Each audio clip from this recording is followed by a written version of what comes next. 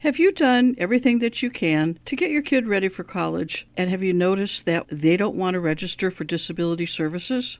When I interviewed Kelly Herman from the University of Phoenix last week in episode 31, she mentioned how so many students, when they arranged for online accommodations for COVID, did not realize they could get accommodations for other disabilities as well, including learning disabilities. And that struck me as a surprising disconnect between all the work that's done in high school for transitioning kids to college and the same kids who get to college and don't realize that there are accommodations available for their disability. So I decided I wanted to take a little bit of a closer look at that disconnect and what's going on, because when I was a learning disability specialist and a disability coordinator, I had many students who came to my office, but they never followed through on their accommodations, and something was happening there, and I believe it's part of a bigger problem that I'd like to take a closer look at today.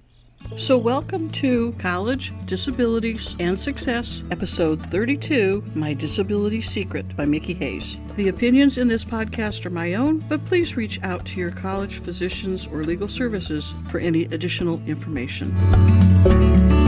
In my quest for answers to my question about what happens between high school transition and college disability services, I took a look at some of the research that was out there. And one of the premier pieces of research came from SRI International, which is formerly the Stanford Research Institute. And SRI International had a study called the National Longitudinal Transition Study, NLTS2, by Dr. Lynn Newman. And the NLTS2, the transition study, followed approximately 12,000 students who received special education services as they transitioned from high school to adult life. The students who were identified in high school as having SLD accounted for the largest portion, 67% of the study's participants who enrolled in some sort of post-secondary education. However, only 1/4 of those students with SLD actually informed the college that they have a disability. That research I just read from was shared on the National Center for Learning Disabilities website. And I will have links to all of these resources in the show notes today for anyone who wants to dig a little deeper. This same research concluded 6 reasons students with learning disabilities do not establish their identity. And here are the 6 reasons that they came up with, and then we'll look at those a little bit closer. Reason number 1, they want to establish an identity that does not identify them as having a disability. Number 2, they feel shame or they are afraid of being perceived as lazy or unintelligent or getting an unfair advantage because of their accommodations. Number 3, they're not sure what the response from the faculty is going to be, so there's fear about that, and they don't know if the faculty is aware of the laws that protect against discrimination. Number 4, underestimating how important those accommodations are for their academic success. Number 5, not knowing the disability services that are available to them or how the college operates in order for them to access them. And then number 6, they have a high school transition plan that does not include post-secondary accommodations and supports at a college. So those are the 6 reasons. Let's take a look at them a little bit closer. The first one, wanting to establish an identity that's independent of their disability. They don't want their disability known. That is not unusual at all. And I think in most of the cases, that's probably the biggest reason that students don't self-identify. They just simply don't want people to know that they have a disability. Now, one of the workarounds for that I used to do, whenever I had a student who told me they did not want to give their accommodations to the faculty, I would explain to them the nature of confidentiality, because I think that's really, really important, that students understand that every attempt is made to keep their disability confidential. The faculty member does not see their file.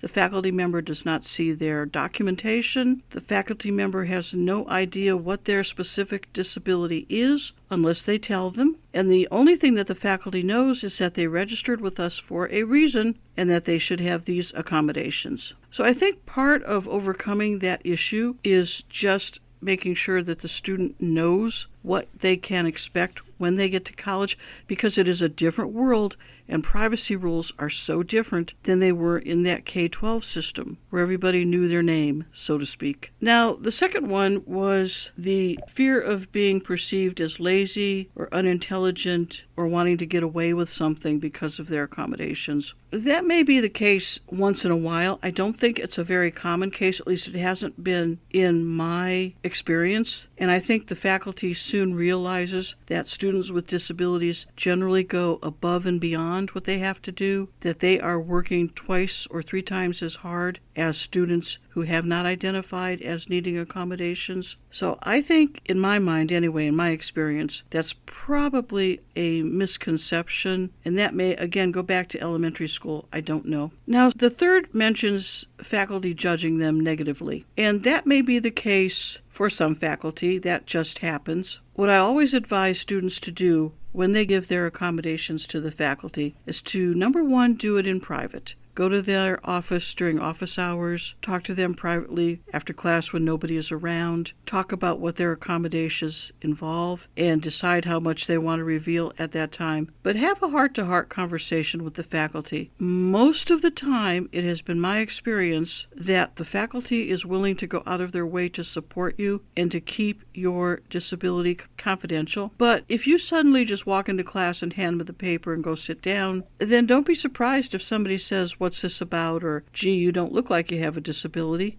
That doesn't happen too often, but it can happen. So you want to establish a good working relationship with the faculty from the very beginning. If you're interested in more about getting along with faculty, listen to episode 22 I did where I interviewed my former student Jimmy, and he talks about how much working closely with the faculty made a huge difference in his success. Number 4, underestimating how important accommodations are. That, I think, goes back to preparing the kids for college. Do they know exactly how they were accommodated in high school, to what extent they needed accommodations, and do they understand their disability?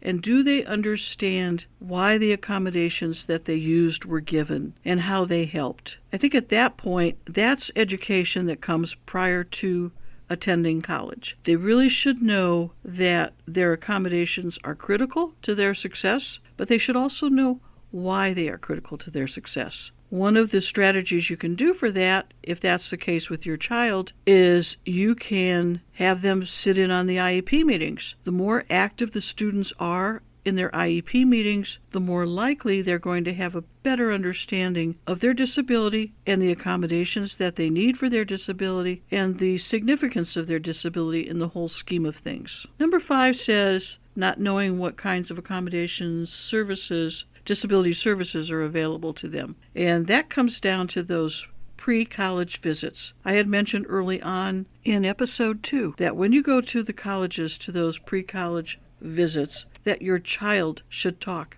to the disability services, meet the disability services there, and get a good handle on what your college offers. Because as I've said all along, if you've been following my podcast, you've heard it over and over again. Colleges are not created equal, and under the ADA, they can determine how they are going to accommodate you and how much they can choose to accommodate you. So some colleges are real user-friendly and others not so much. And so it's your job to help your child make sure that the college and your child are a good match for each other. And that goes to those college visits. And then the 6th one mentioned having a high school transition plan that doesn't specify needed post-secondary accommodations and supports. So when your child goes through the transition IEPs in the 11th and 12th grade, if college is on the horizon, then college support should be discussed. And that falls on your shoulders and your child's shoulders. If your child's part of that IEP, which again, that's a really good time for your child to be part of that IEP, because the transitioning that they're doing is all about them. And so it's very important that they are involved in those conversations. So if there's anything that's going to be written on those transition IEPs, that would be the time to have those conversations so that they don't get to college and have no clue of what's available to them. There was another statistic on the research that I quoted at the very beginning, the National Longitudinal Transition Study, number 2. And the research pointed out 3 reasons for that low disclosure rate among students with learning disabilities.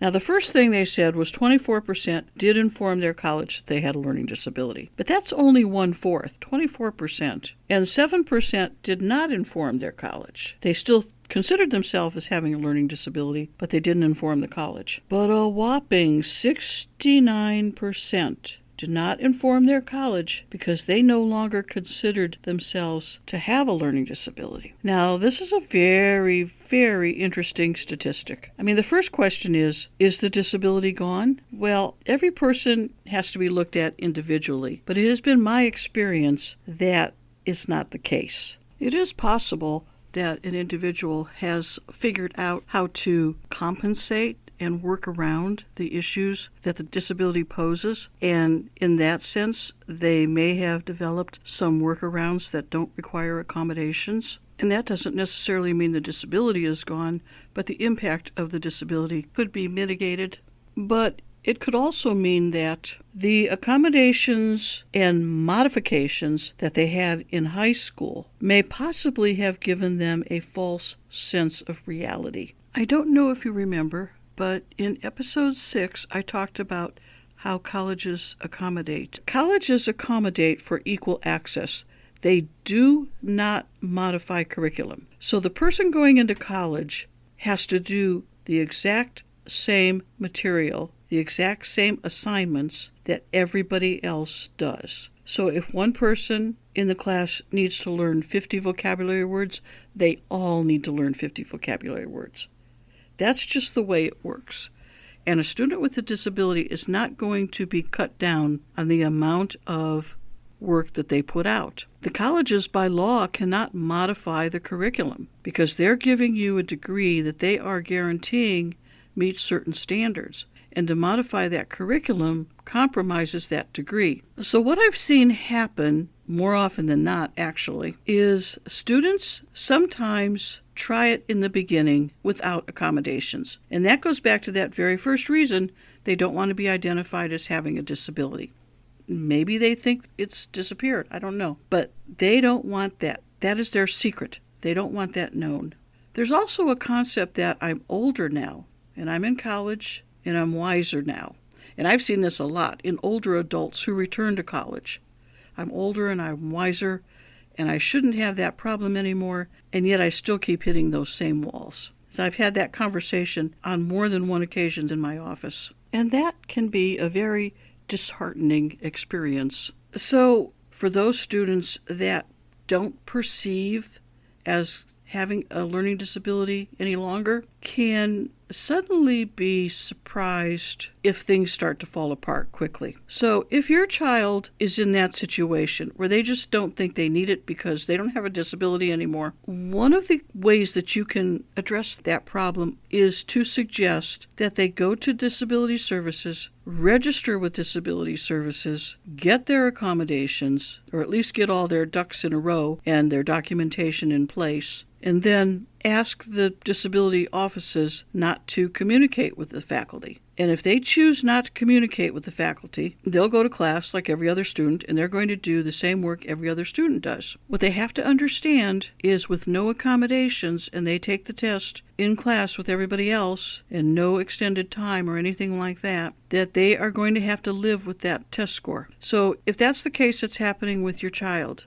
I would suggest you kind of keep on top of that with your kid, have conversations, how did the test go, get some sense of if they're struggling or not and how hard their reality is. But if they've already registered with disability services, if they're already in the system, then all they would have to do at that point is activate those accommodations. A trip back to the disability services would take care of it, or if they have the accommodations in their pocket from when the disability services gave them the form to give to the faculty, then they can just go to the faculty and address the issue with the faculty at that point. The other thing they can do is they can get the accommodations, they can go to the faculty, they can address the accommodations with the faculty privately, give them the paper, and say, but I would like to try it on my own in the beginning to see if I can handle it. Most faculty respect that, and they'll go along with that if it's presented that way, in most cases. At least that's been my experience. But that goes back to having those close conversations with the faculty. Private conversations, but good conversations nonetheless, where you and the faculty talk about your future in that class. Just always remember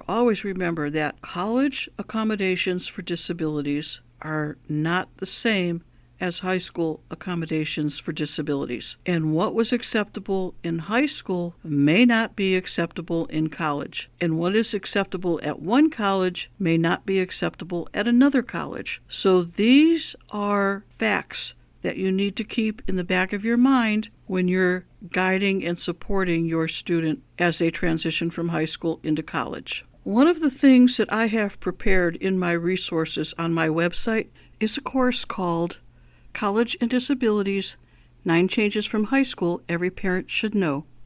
And it's on my website, mickieteaches.com, MICKIE teaches.com. It's a course for parents and students, and it takes you through all of the steps that you're going to need as you transition into college. So if you have a 10th or 11th or 12th grader who's looking at college for the future, now would be the time to take a good look at that course, because these are all conversations that I have in that course, and it will tell you everything from the differences in the law, the differences in privacy, the changes you can expect at college, how those meetings with disability services are going to go, how the meetings with the faculty should be. Just everything is condensed into one 3.5-hour course. It's got 11 videos in it. So, and each video is 10 or 15 or 20 minutes long. They're not excessively long. So it's something very easy to cover and something that'll be very helpful to anybody whose child is transitioning into the world of college. I hope you found today's information worthwhile.